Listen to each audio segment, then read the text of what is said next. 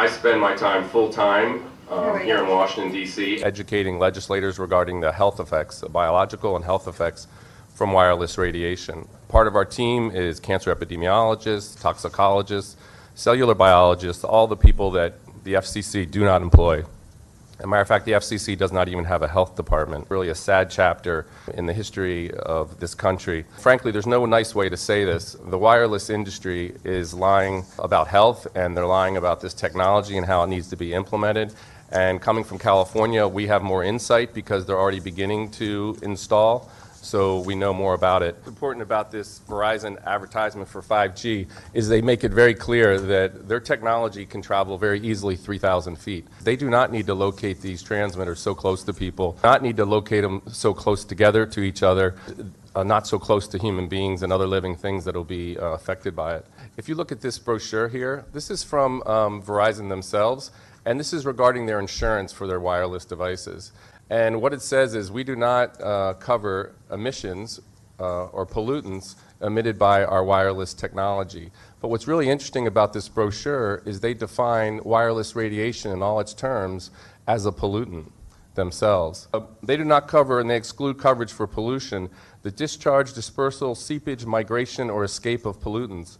Pollutants mean any solid, liquid, gaseous, or thermal irritant or contaminant, including smoke, vapor, soot, fumes, acid, alkalines, chemicals, artificially produced electric fields, magnetic fields, electromagnetic fields, sound waves, microwaves, and all artificially produced ionizing or non-ionizing radiation or waste.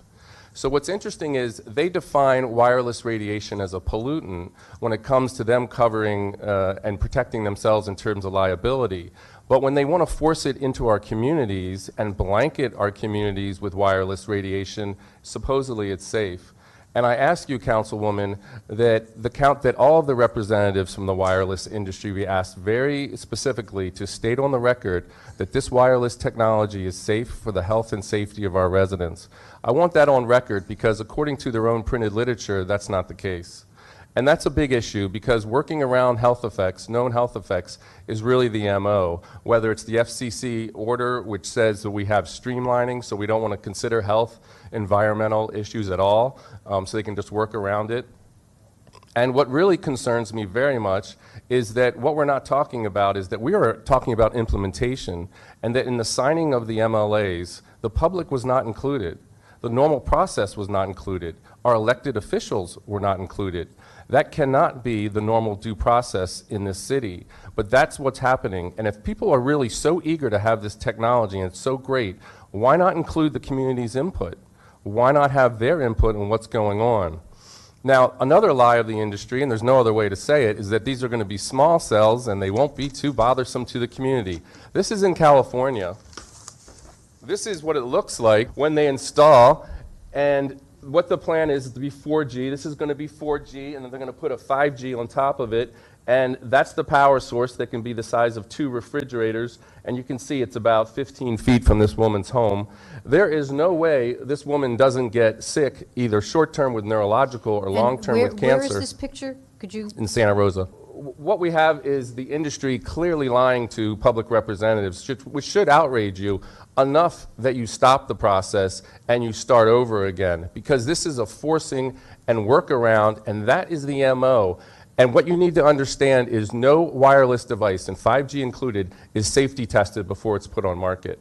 No antenna is safety tested before it's put on market. They only have to fall under an exposure guideline that is a thermal guideline only, which means you're only guaranteed not to be heated or burned by your phone or your antenna. Anything below that over time isn't covered, and that's where the real health effects are.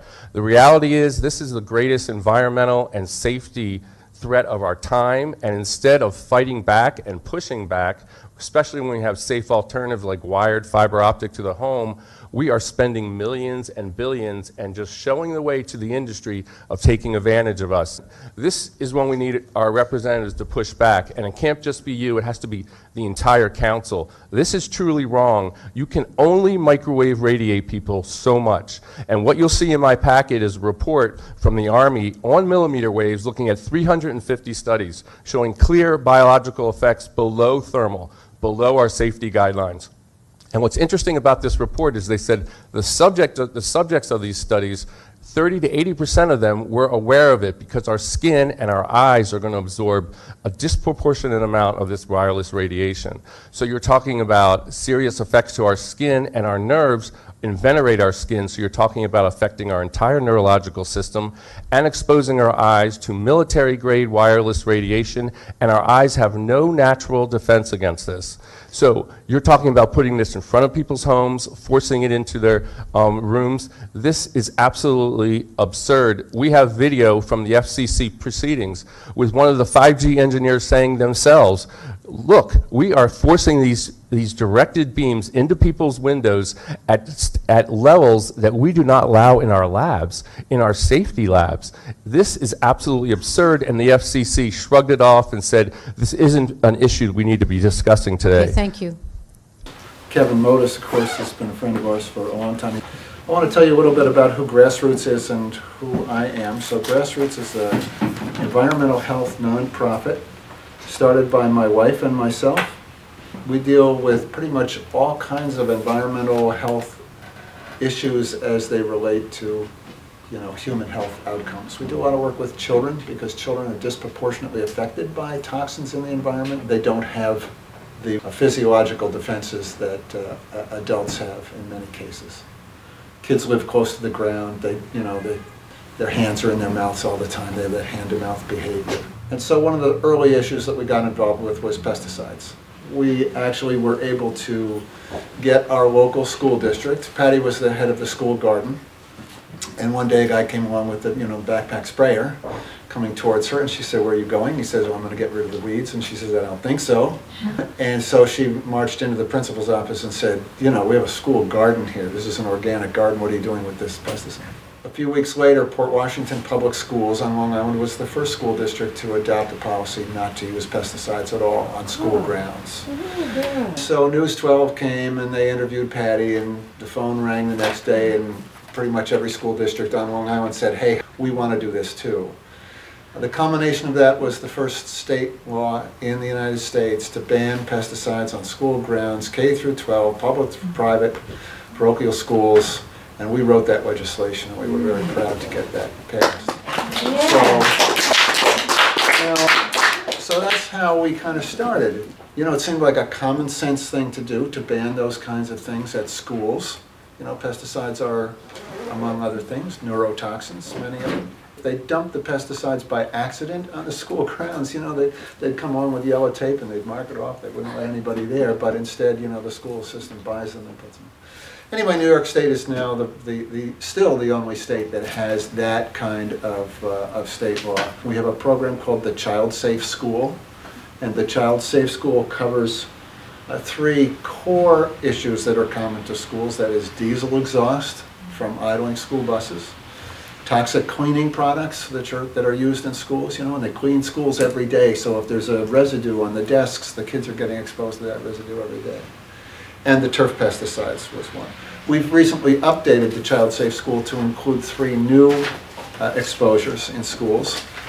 One is synthetic turf, which you may have heard about. There's quite a controversy about the crumb rubber that's used to cushion these fields, made from ground up truck tires. They contain a laundry list of chemicals that your children shouldn't be exposed to. If you've ever been on one of those fields on a hot day, it stinks. And inhalation is one of the primary routes of exposure for these chemicals. The other issues that we cover in the new Child Safe School are LED lighting, yes, which is great and saves money, and lots of schools are installing LED lights as fast as they can. The higher Kelvin temperature of the lights can actually interfere with a lot of things, a lot of bodily functions. And we're very concerned about those high intensity LED lights being used not only in classrooms, but frankly for street lights in suburban areas where it looks like daylight. The suppression of melatonin for people who live near those street lights is a serious problem. The flicker you don't see, but your brain does. So there's a lot to LED lights that, it's one of those, it's another case where technology got out ahead of science. And we're going to talk about this here, because this the primary example of commerce getting out ahead of science is 5G. Yeah. And the last thing we cover in the Child Safe School, not surprisingly, is wireless in classrooms. You know, your child goes to school every day in an elementary school. It's the same classroom, the same desk, the same place. The kid's sitting there all day long. And, you know, if there's a wireless router overhead, they're getting an exposure all day long. You know, kids today are in groups of kids around a table. So you got 5 or 6 kids around a table, and they all got their tablets. Tablets put out a ton of radiation. Yeah. And when you've got 6 kids all sitting around, you put your meter in the middle of that table and it's going to go right off the scale. That's a lot of radiation. But we have to have screen learning for reasons nobody has quite figured out yet. There's absolutely no evidence that this is a better way to teach them. They've done studies, I've been watching a lot of things where they have said that they found that it didn't change the children's intelligence at all by having all the new stuff. I've even seen where a few kids have actually died. Their parents have talked about that. You know, so. one of the issues that we run into in our work is it's very, very difficult to draw a straight line between an environmental exposure and a disease outcome. Because there's such a long latency time in most cases, right? If people got cancer right away from cell phones, and people would be lying in the street. But cancer takes a long time to develop. And we've got other exposures. You know, we've got stuff all around us. We've got the diesel exhaust from the cars going by. We've got, you know, a gazillion things that are out there that can affect our health. You know, to say this particular exposure caused this outcome is really, really difficult. In fact, it's virtually impossible, and many industries have hid behind that for years. Because if you can't prove that that particular exposure on that day to that child had this outcome 14 years later when that child developed cancer. This is the big argument we're having with synthetic turf. We've got an astronomical number of goalies who are getting lymphoma early in their college years. Mostly girls. We're like, what is causing this? Goalies dive into those synthetic turf fields when they're going to catch the ball. I mean, and their faces are right in it, and they're breathing in that dust. But, you know, it's years later by the time they get cancer, and, you know, they've been exposed to a whole lot of things. So the synthetic turf people are like, you know, you can't pin this on us. You can't prove that it's us. Might be us, might not be us. And unless you can absolutely prove it, then we're not guilty. We can talk about synthetic turf if you want, but there's a good movement afoot to get the government to withdraw its safety claims. Actually, the EPA has pulled theirs off, and last summer we got New York State to pull off their claim on their website that synthetic turf is a safe thing. They had a statement that said something like, there is, at the current moment, there's not enough scientific evidence to suggest there's a problem with synthetic turf. Patty and I went to Albany, and we brought them a digest of independent scientific studies on the chemicals that are contained in the crumb rubber and the outcomes, especially for children. So they took that off their website, which was nice. Let's talk about 5G. You know, as I said before, it's the ultimate case of commerce getting out ahead of science. There's been no testing on 5G, zero. There's been no testing on most cell phones. Yes, they have to meet the FCC standards, but I think if you didn't know before, you know now, the FCC standards are hopelessly outdated. Okay, they were adopted in 1996 with the Telecommunications Act. But the science at that time was based on 1986 findings of the International Association of Electronic and Electrical Engineers. So they were 10 years out of date when they were adopted in 1996, and nothing has changed since then. So we're talking about exposure standards that we all live by for every wireless device anywhere, every cell phone, every cell tower, everything is based on those exposure guidelines, which are 30 years out of date. In 2002 and again in 2013, the General Accounting Office took a look at the science and basically wrote to the FCC and said, guys, come on, we got this science and you haven't. And so in 2013, the FCC opened a docket, which is how they do their stuff, right? And they invited public comment. And they got a ton of comments from around the world, from doctors that were working on the biological impacts of exposure to wireless radiation. And they closed the docket 6 months later without making any changes, and without doing anything about it, and without announcing anything. Actually, I'm not sure they actually closed the docket. That docket may still be open. They're not taking any more comments. It's just sitting there. They don't want to touch that data. They don't want to really get into the idea that they're a biological harm, because, as you heard from Paul, they're not insured, the telecoms are not insured for this. The big insurance companies will not insure Verizon. They will not insure AT&T for liability from health claims. They got burned with tobacco, they got burned with asbestos, and 5G came on, these wireless came on, insurance companies said, no, we learned our lesson, we're not going to make this, we're not going to, 3 strikes and you're out, we're not going to do this, make this mistake again.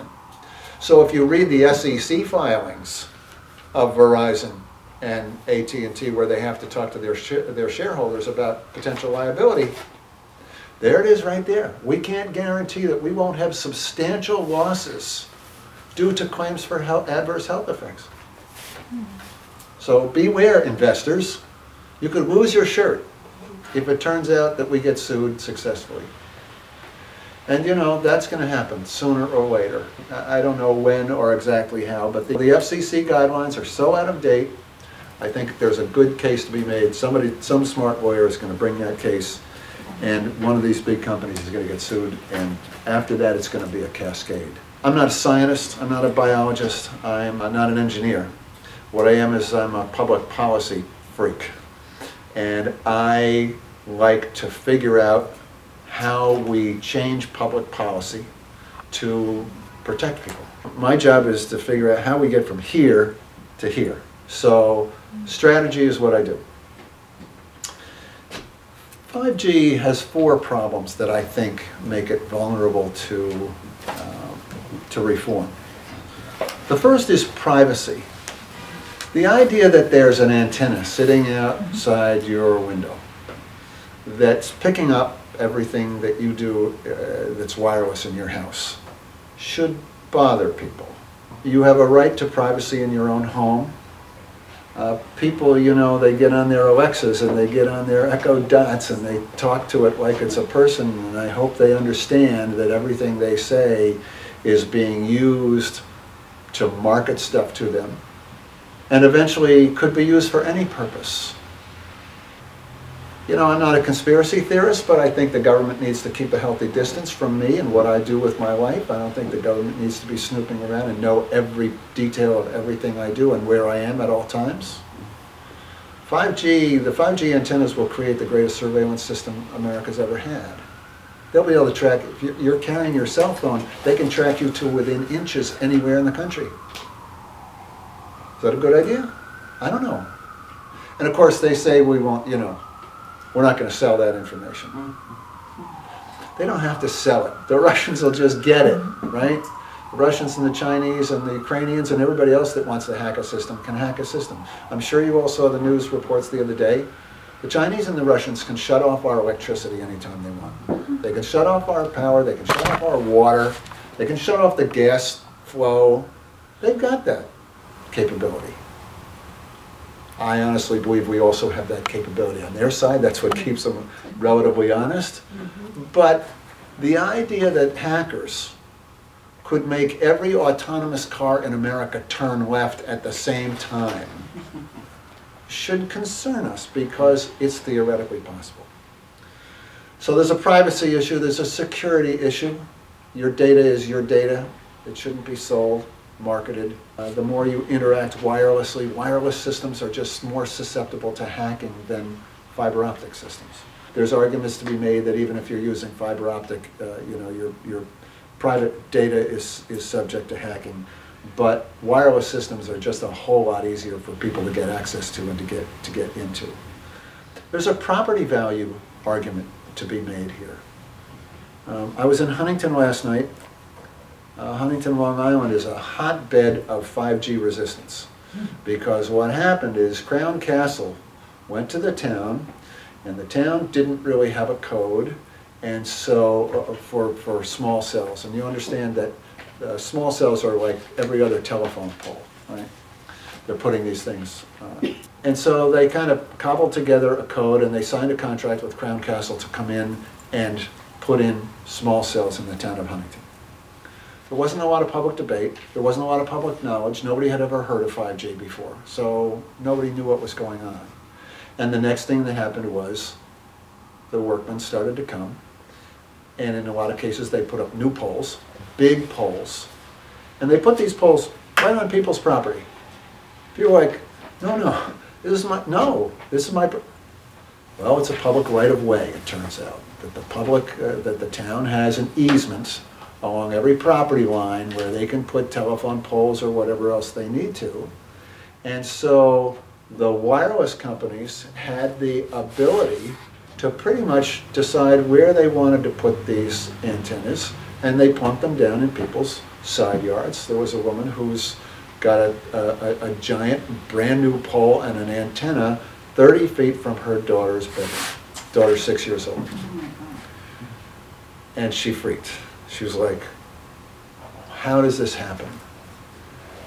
And to her credit, she got some of her neighbors together, and they started an organization, and they started organizing people. And last night we had 250 people at the Huntington Town Hall to watch the movie Zapped, which I hope you'll get to see at some point if you get to see this tremendously good documentary film called Zapped. I'm sorry, thank you, Generation Zapped. Please take advantage of that opportunity and see it. It's a terrific documentary, and it really does do a good job of setting the whole story up and explaining what's going on. These people are worried about property values in Huntington. I went to a public meeting the other night where they were talking about tax increases in my town. And we have lots of meetings at our public library, and we get, 30, 40, 50 people. It's a big room. For taxes, the place was packed. You couldn't get in. They had standing. So I know people are concerned about taxes, and I know people are concerned about property values, and I think there's an argument to be made here that people are losing property value when these 5G antennas get put up on their property. And the question is, who's liable? In the case of Huntington, it would be the town, because the town signed a contract that resulted in a loss of value for the homeowner through no fault of the homeowner. So the homeowner has a case against the town to say, I want the $50,000 that I've lost in value. None of those cases has taken place yet, but I think it probably will. One of the things that I'm anxious to see is there are towns now that are writing into their code that they have to be held harmless by the wireless company for any loss in real estate value that they get hit for. This could be a big, gigantic can of worms for the wireless companies, because they don't like those kinds of open-ended liabilities. So that's the property value argument. I think that one's going to begin to kick up a little bit of steam. And then, of course, there's the safety and health argument. You heard about the national, he mentioned the NTP study. For those of you that don't know, the National Institutes of Health, their division called the National Toxicology Program, conducted a 10-year, $30 million study. Now, we deal a lot with scientific studies. I can tell you that most studies are not $30 million. That's a ton of money for a scientific study. And it was a 10-year study to determine once and for all, do cell phones increase the risk of cancer? And they had a very elaborate system where they had the lab animals underground in Chicago, where they had taken away every other possible conceivable source of radiation, so there wouldn't be anything, affecting the outcome. They did the study, and they came up with the results, and their internal team of scientists looked at it and said, there's a slight increase. And then they had a bunch of outside experts come in, and there were 13 outside experts, epidemiologists, biologists, really smart people, and they came in and they looked at the results of the study, and they said, this is clear evidence of cancer risk. And clear evidence being like the highest level you can get of certainty in a scientific study. You know, when I heard that they'd come out with this, I waited for the other shoe to drop because I knew that industry was not going to sit still for this. They couldn't afford to have this study out there by the National Institutes of Health saying that there was this clear evidence of cancer. And sure enough, the head of the NIH came out and said, this doesn't apply to humans. This only applies to the lab animals. You know, these are the same animals we use to test pharmaceuticals. I mean, we share 99% of our biology and cell structure and things like that with these lab animals. That's why we use lab animals. That's the whole point. The telephone industry got to the National Institutes of Health and they announced, I'm sorry, this doesn't apply to humans. This particular test. All the other tests that we're using apply to humans, not this test. So there you go. When we go to Washington to lobby on this issue, we take with us 2 big volumes of independent, peer-reviewed, published, scientific academic studies proving harm from exposure to wireless radiation. Because the general understanding is this type of wireless radiation doesn't have enough power to hurt you. And that's the prevailing understanding at the FCC. I was lucky enough to get on the phone with a former FCC commissioner. I was introduced through a friend. I had a promise that I would never reveal his name, and so that was fine with me. And on that condition, he would talk to me. He said, Doug, you have to understand the FCC believes that there's, honestly, everyone at the FCC believes that there's no harm here. And so you're going to have to really work to bring this independent science to the lawmakers and to the FCC and keep banging on it until you get through, because they've got to understand that there is credible, science, factual science that is proving, not suggesting harm, but proving harm from exposure. It's the chronic low-level exposure that seems to be causing the problem. It's not when you walk past a cell phone antenna. You're not going to get cancer the next day, my opinion. Because the studies I'm reading are looking at constant low-level exposures, lower than the FCC guidelines, of course. Magnitudes of degrees lower than that. But it's every day. And this is what bothers us about 5G. You can choose to have a router in your house or to use fiber optic. In our house, where everything is Ethernet. We have Ethernet cables. I plug in the Ethernet. I got my, we have an Ethernet outlet in 3 or 4 of our rooms. I carry my laptop around. I plug in. It's great. Super fast. Don't have to worry about the wireless radiation. So it's this chronic low-level exposure, and that's what we're talking about with 5G. We're talking about a transmitter that's going to be sitting outside your window on all the time. This is an involuntary exposure. You can't get away. You can't shut it off. Involuntary exposure is not something we do in this country. We've never done that before. For my money, this crosses a threshold that I think we want to be very careful about. People have a right to choose in this country. You can choose to use your phone, you can choose to use wireless or not in your house, you can eat junk food, you can smoke cigarettes. We have that basic freedom of choice. That's one of the things that we love about our country, right? We get to choose. So why do we not get to choose when it comes to 5G? Why are we allowing telecoms to make a profit by putting their antennas right outside our homes and blasting their signal into our homes? The estimates from the telephone companies are that up to 95% of the internet traffic in 5 years is going to be video. That's Netflix, that's YouTube, that's all this stuff that people watch. And the telephone companies want to be able to compete with the cable companies to have you watch Netflix. They want to be able to beam that Netflix signal in from the antenna outside your home. They've got to ramp up the power to get that through your walls and into your house.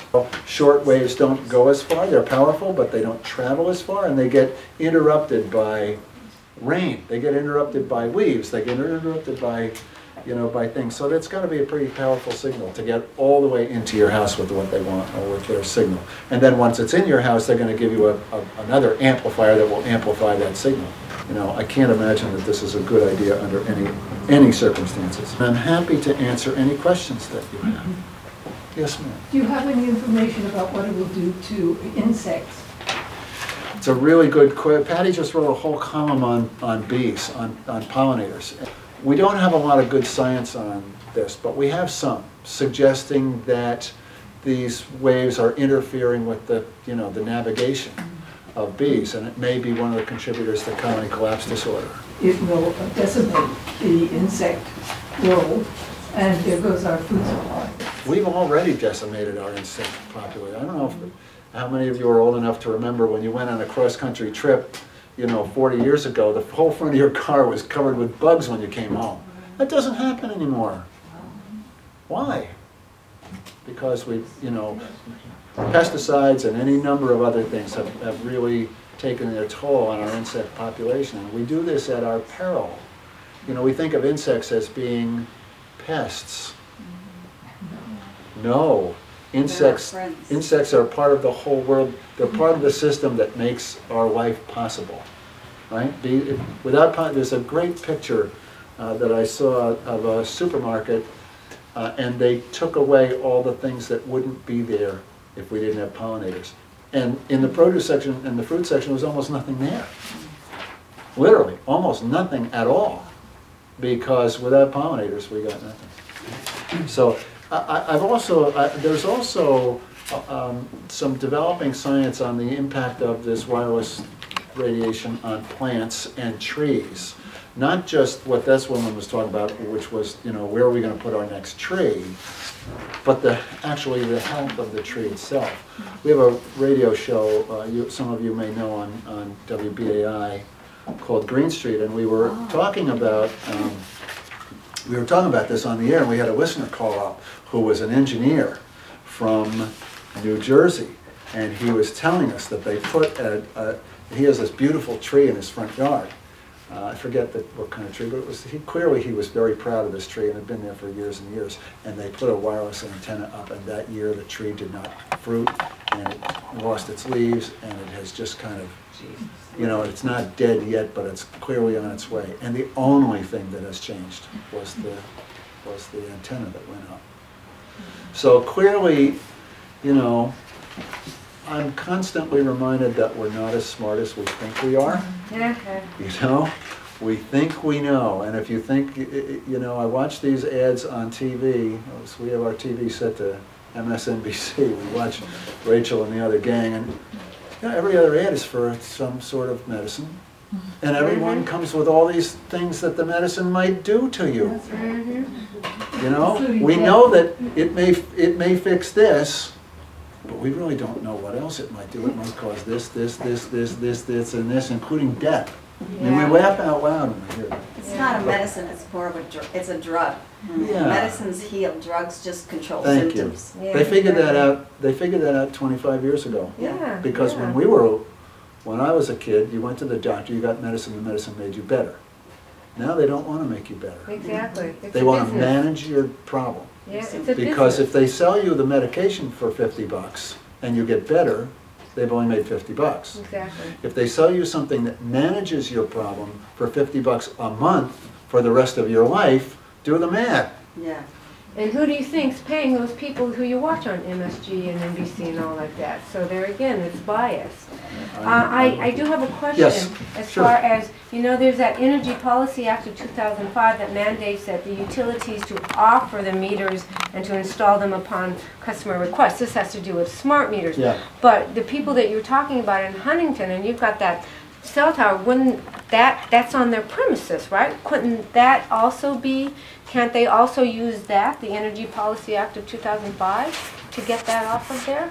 Because that's what I'm doing for the smart meters. That's what people are doing. Is you came in, you did it without my knowledge, without my permission, and you put it on there. You came onto my premises, And so then they take them out. I mean, I've known this for about smart meters, because they're too another, and the idea, I have to tell you that, you know, you're talking about the Chinese and the Russians, but you've got to know that also the smart meters, that they can tell what television show you're watching, yeah. DVD, and they have admitted, the utility companies have admitted that they're selling this information to corporations. They're Sure. making more money off of that. They're selling the data. That's why they want the meter. And they make more money off Absolutely. of that. So that's it. But I'm just asking, the question though I was asking was, is that Energy Policy Act, do you think that that could be used to get those cell towers off the You know, it's a premises? really good question, and I would like to. Stopping the rollout, one of the things you mentioned was that the people who are organizing and pushing the rollout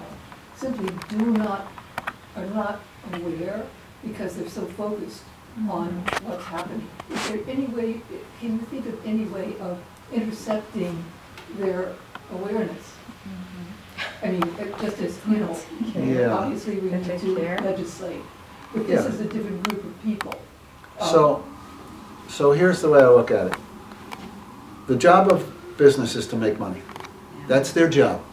And if they don't make money, they'll get fired and bring in people who will make money, right? So that's what they're supposed to do.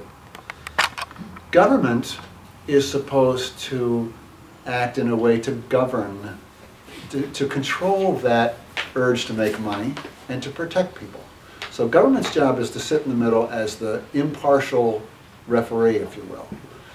So that when something like 5G is supposed to roll out, government says, hang on guys, first prove to me that it's safe. So what has happened is that the agencies of the government that are supposed to do this, the FCC, have simply become a revolving door. So now the head of the FCC, Ajit Pai, used to work for Verizon. He was a vice president at Verizon. And all the other commissioners at the FCC and all the people advising the FCC used to work for the telecom companies, right? Telecom companies got smart. It's like any other agency of the government, right? They put their people in so that they can control what's going on. The only thing that will beat this is public opinion. So, public opinion. So, we are part of a national network. We've organized something called Americans for Responsible Technology. Nice sounding name. Yeah. We went to Washington, D.C., representing Americans for Responsibility. We were ushered into the door. We met with all kinds of people. It was great. We've got 60 organizations around the country that belong to Americans for Responsible Technology. Americans for Responsible Technology has actually drafted model code that any town can use that will, I think, push back a little bit against the telephone companies. And we're about to launch a pretty massive social media campaign called 5G Crisis. And 5G Crisis will be a national thing. This is being run by an agency out of California. These are all, you know, really smart people. We had a funder who said, how can I help you? And I said, we could use a digital marketing agency to help us do this. And he said, fine, done. So, we have this digital marketing agency that's working to make this happen. So that should roll out in a couple of weeks. And the purpose of that is to really reach out to, I mean, it's great that you all are here. We need 100,000 people here to get this message and to push back. Politicians will not do the right thing. They will do the popular thing, right? We know that, and that's just the way politics works. There are few instances where they'll do the right thing, but they're few and far between. They want to get reelected, so they will follow the public with it. If the public leads, the leaders will follow. I believe we will win this fight. We will get the science out. We will stop 5G before it becomes a fait accompli. I don't agree with the guy who said it's done, it's over, forget it. I don't give up that easily. I'm a Quaker, so I come from a long line of resistors. Yes, ma'am. Yeah, are there cities where there actually has been implementation of the 5G, and what the health effects are being reported? Yeah, there are cities where it has been rolled out. I'm not sure they're actually doing 5G yet. They've got the apparatus in place. Keep in mind that 5G is not unto itself. 5G builds on the 3G and 4G network that's already out there, right? So they're going to use the towers that are all there, and they're going to use these small cells to, you know, kind of blast this high frequency signal into your home. As I said before, it takes a while for things like cancer to show up. In children, we're really worried about neurological development. We're worried about learning deficits. We're worried about behavioral disorders. We're worried about things like autism because we don't know what might be affecting the brain in that way. Lots of theories out there, but we know that wireless radiation can impact the brain. In fact, I need to tell you that the way we got into the wireless industry was a result of studies that were done at Yale University. Dr. Hugh Taylor, who's the head of reproductive science and OBGYN at Yale New Haven Hospital, probably the top OBGYN in the country, he was concerned about just cell phones and their effect on developing fetuses. So they did a study using laboratory mice. They had 2 cages of mice. One had a cell phone on top, and the other one had a cell phone, but it was turned off. And they wanted to see the effects of exposure on the offspring of mice that were exposed. And they were looking for cancer. So they did the test, and they didn't find cancer. But what they did find, they couldn't help but notice the 2 sets of offspring that were the ones that were exposed and weren't exposed were completely different behaviorally. The ones who had been exposed were racing around the cage, jumping off the walls, not a care in the world. They couldn't remember anything. Now, mice are good at remembering where the cheese is, right? You show a mouse how to get to the cheese one time, they don't forget that. Not these mice. They couldn't find their way back to the cheese. And when Hugh Taylor, we were at a conference where he was making a presentation, and he put up on the screen all the things, the characteristics of the mice that were exposed. And the audience gasped because it was every symptom of ADHD. Yeah. When they actually looked at the mice, when they looked at the brains of the mice that were exposed had this kind of gnarled, they were wired completely differently than the mice that were not exposed. The mice that were not exposed had normal behavioral characteristics, their brains looked normal. When they looked at the brains of the mice that were exposed, it was a mess. So, you know, I have a friend, Leo Trisande at NYU, and he was explaining to me, he said, you know, when the brain is forming, it's this chemical, electrical signal, and one neuron says, I'm over here, and the other one says, I'm over here, let's get together. And that's how brain, that's a pretty bad description, any scientist would kill me, but you get the point, right? That's how these connections get made. And he was saying to me, the theory is, you know, your cell phone is going off every 6 seconds. It's saying, I'm here if you need me, I'm here if you need me, I'm here if you need me, I'm here if you need me, I'm here if you need me, right? Whether you know it or not, unless your phone is in airplane mode, it's reaching out every 6 to 8 seconds just to tip. And the theory is that is interfering with this, because they're tiny, tiny signals that tell the neurons, you know, how to get together and where they are. And the theory is that signal that's going off is getting in the way of that. And so neurons that should connect don't, ones that shouldn't connect do. And so you end up with a brain that's wired in a kind of a different way. They call it also leaky brain. You know how you have leaky gut? Yeah. Because it penetrates the brain barrier, yeah, the blood-brain barrier, and so that's one of the things. So based on that, because we've been talking about wireless radiation, I'm saying to Patty, we can't get involved in this issue by telling people to put their cell phones down. They're not going to do it. You can't do that. That's not an argument that works. But when I saw Hugh Taylor's presentation, I knew we had something, because there are 3 types of people in the world. There's men, there's women, and there's pregnant women. And I know because I had 2 daughters, and I watched them go through it, and my wife the same way. It's a totally different experience, because all of a sudden you're in learning mode. You're like, holy Christmas, I'm pregnant. What do I have to do? What do I do? What do I do? What do I do? right? You go to the internet and you learn what to do, and you don't drink alcohol, and you don't do this, you don't eat tuna fish, and for 9 months you are doing everything you can to make sure your baby's safe. That's just a natural human instinct. And so when I saw Hugh Taylor's thing, and Hugh Taylor's message was, don't let pregnant women carry their cell phones in their pockets. It's a simple message. And we created something called the Baby Safe Project. And the Baby Safe Project has become this big international thing, and I brought some booklets with me. I have these in English, we also print in Spanish. I urge you to take one tonight with you. If you know anybody who's pregnant or thinking of becoming pregnant, please make sure they get one of these and they understand. This is simple. Don't carry your cell phone in your pocket.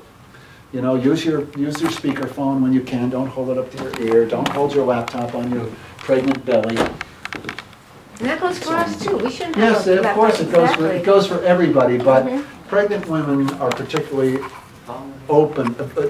There's no more vulnerable time in a person's life than right the first 9 months. That's when everything's happening.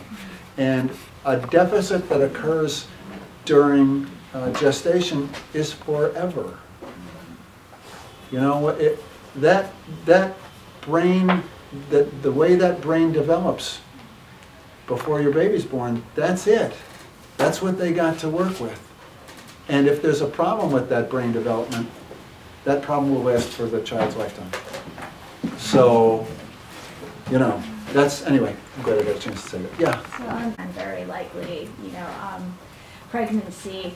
So but yet at events like this, which, so I'm getting, emails sometimes from holistic health people about how to protect yourself from EMFs, but not about how to lobby about it.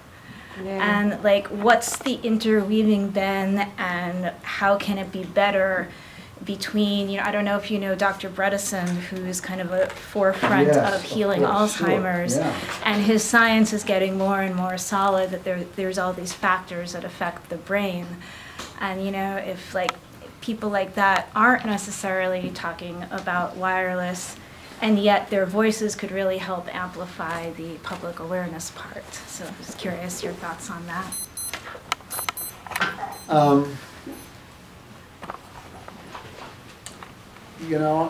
I think there's a growing awareness in the public that the government is not protecting us. Yeah. And it runs through a number of disciplines and subjects. And I think, I think I'm counting on that vague awareness that government is not protecting us to help push along our 5G crisis and other subjects like this where commerce once again has gotten out ahead of science. Science is slow. It plods along. It's not a straight line. It goes off in different directions, and you've got contradictory findings, and scientists, I love scientists, but they're a pain in the neck. Mm-hmm. They will not advocate. We can't get scientists to come to Washington. They won't do it because they don't want, and I totally respect this and I totally understand it. They're scientists. They're not influenced by politics, and they don't want to be seen as advocating for a political solution. They want to be able, they need to be able to remain neutral. I understand that. Climate change? Huh? Like, isn't that changing more with regard to climate change? Well, I think at some point, even scientists throw up their hands and say, "Come on, got to do something." So we're beginning to see some people come out on this subject. Hugh Taylor was one of them, but I can tell you, he's gone a little quiet now. The alumni at Yale University, their endowment is how many billions of dollars? And I'm sure there are a lot of telecom people and hedge fund people, and there are a lot of people making a ton of money here. Mm-hmm. And they don't need little Hugh Taylor going out there telling people it's a problem. Then there are the scientists that we love who aren't afraid to stand up and be candid. Just like you said that you can't draw a straight line between one cause and another effect. Yeah. Well, they did a study with mold. And they had mold that was exposed to the Wi-Fi and mold that was shielded from the Wi-Fi. And the mold that was exposed to the Wi-Fi was 60% more virulent. It grew faster. Yeah. It grew more, and Really? in experiencing the waves of the Wi-Fi, it put out like exponentially more toxins into the air as a sort of self-protective device. And some of the effects of the mold, it's digestive, it's weight, it's metabolic, it's you breathe it in. food, it's everything. Oh, yeah. So there's, Isn't that there's these fascinating? other systems that we're sort of not aware of between the trees and the Oh, atmosphere and the soil and then the Wi-Fi. You know, it's sort of like an avalanche. It's like a snowball effect. I mean, it isn't just cancer. People are suffering from all kinds of autoimmune diseases now. Yeah. The Wi-Fi itself is even just the tip of the iceberg, but if that is going to get profoundly more, like the leap from 4G to 5G is not just, well, one little G. It's like exponential, it's huge. In fact, 5G is used by the military, it's called a pain wave. Yeah, And when they directed it into Rwanda, that's what started people to start going crazy and killing each other. Yeah, well, that's what we think. That's what we think happened in Cuba. You know. That's what they're doing in the protests too. The autoimmune conditions that people are coming down with, this sort of impairs your quality of life, but it also diminishes your ability to think. You're talking about the loss in IQ because of the lead that's in the cars and stuff. You can't really trust industry. Like at the FCC is more swayed by the lobbies than it is by public outcry and concerns about health. You know, our concern with health is that, well, it should be covered and the doctor should take care of us. And then the doctor is there, just writes us a pill, tells us what we have, and just, you know, spends 7 minutes, 17 seconds before they interrupt and send us home with something that will give us all those side effects. So we have to kind of figure out, the science get together on this, it's the ART, and just share information and then do massive write-ins and phone-ins. Americans for Responsible Tech.org. I don't expect to win at the FCC, but I will tell you that there was a remarkable hearing in Washington the other day when Senator Richard Blumenthal actually asked the question of the telecom executives. He brought up the health effects in a Senate hearing. This is the first time anybody in the Senate has ever talked about health effects. And he asked these guys how much money they had spent researching the health effects of their technology. And they talked and they talked and he kept pressing. He's a prosecutor, right? He's good at this. He wasn't going to let him off the hook. And they finally admitted, zero. You're absolutely right. Isn't there that law that says that you cannot stop these things because of health reasons, only because of aesthetic reasons? Section 704 of the 1996 Telecommunications Act says you cannot object to the placement of a wireless transmitter based on environmental concerns. Yeah. Or health. Or health. And no, I also it says want environmental. And the court, one court, has interpreted this to mean health. So there's a case to be had here. Okay. I think if this came up in another circuit, it was a 10th Circuit that said, you know, the environment includes health, but that's not the way Congress intended the law. As I understand it, Markey, when the 1996 Telecommunications Act was being written, he was very adamant that health not be singled out as something you couldn't complain about in where the antenna was being placed. This is waiting for another court case to happen. Well, because it says in the law, it's environment, it doesn't say health. Oh, good thinking. There's a thing on the Green New Deal that everybody's supposed to sign. And on line 14 on page 7, it says building or upgrading to energy efficient, distributed, and smart power grids and working to ensure affordable access to electricity. I would think that smart power grids, and I took a word for word as to how it was in the resolution because I looked up the whole thing. Because sometimes I get these feelings like, wait a minute, I'm not sure if I should sign it. So that means that they're encouraging, yeah, let's bring in the 5G, the smart meters and all like that. They encourage it for the Green New Deal. Do you see possibilities in terms of this countering this technology of like some sort of a class action suit or some sort of a, you know, massive kind of general suit legal battle that we can wage? I don't think we can wait for the courts. Okay. I think we need legislation. I think we need Congress to demand that the FCC, first of all, let's get some guidelines that are supported by science. The General Accounting Office has told the FCC that their guidelines need to be updated, and nothing has happened. You know, we leaned on that when we were in Washington, and you know, senators and representatives were like, really? They didn't do anything? This didn't happen? They were surprised about that. So I think we can take Senator Blumenthal and Anna Eshoo and with Jackie Spear from California have introduced legislation that will undo some of the latest FCC rulings. We got our Congressman Tom Suozzi out in Long Island to support it. I suggest you reach out to your federal legislators and ask them to support that bill. It was introduced by Anna Eshoo and Jackie Spear, and it undoes the FCC, the latest FCC regulations. Yeah. Is wireless used in medical testing? They talk about how wireless radiation can relax the blood-brain barrier, that it prevents things from getting to your brain that are circulating in the rest of your body, and but there's like a don't go there thing around your brain. But apparently radiation will relax that barrier so that things can get through. And I understand they use this in a medical context to be able to deliver certain medications to the brain itself. Oh, okay. It's not just a regular CAT scanner. No, but don't have a CAT scan ever. MRI, okay. CAT scan, never, ever.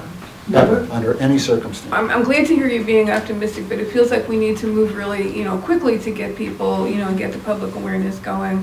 And I know one thing that some of us have talked about is working with the New York City Council to see if we can get a council resolution or something like that. Another thing that occurs to me is that possibly it would be helpful if like some, some well-known spokespeople, not scientists, but more like a celebrity, that would come out and talk about this. A statement of concern about wireless radiation and its impacts on people and its impacts on the environment at large, I think would be a great idea if we could get the New York City Council to do that. Are there examples of resolutions that you could I share believe with there us? are in California. California's been a hotbed of resistance. They're a little bit ahead of us. Towns like Petaluma and Santa Rosa and other places where 5G has come in, they've really gotten active. That's where Kevin Mottus is from. Every frequency has a wavelength. Right. The higher the frequency, the shorter the wavelength. And when we're talking about 5G, the range of wavelengths approximates the actual chemistry going on in the body. Do they talk about that when they try to explain to the public why it's bad? Some people do talk about that, as a matter of fact. The fact that it's resonating at that same frequency, yeah, right where we are. We're electrical, right? Yeah. We are electrical, that's how we work. And so it's no surprise that outside electrical interferences can have a real impact on us.